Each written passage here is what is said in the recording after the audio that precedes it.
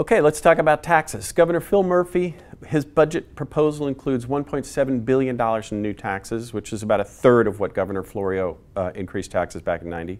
But it's the biggest tax increase since Florio. And a lot of Democrats are very nervous about going along with it, feeling like they're going to lose seats in the next election. But I have a question for those Democrats. If you don't increase taxes, where are you going to cut spending?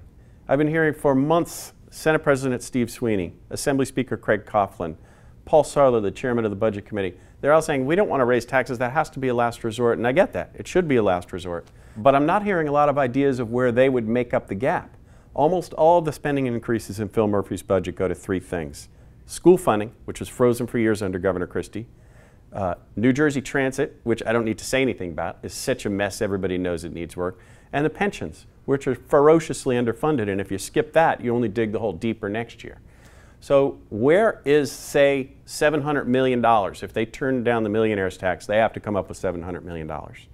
I don't see it, and I think this conversation needs a push. The biggest potential for cutting spending, I think, in New Jersey is public worker health benefits. That's what a commission appointed by Governor Christie suggested. You could save $1 billion a year. So in theory, you could cut those tax increases in half.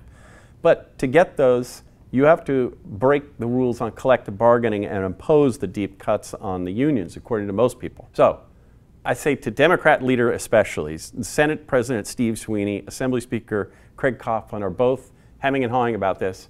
I keep asking them, okay, then what would you do? And I keep getting blah, blah, blah. So here's the challenge. If you don't like taxes, tell me where you'll cut spending.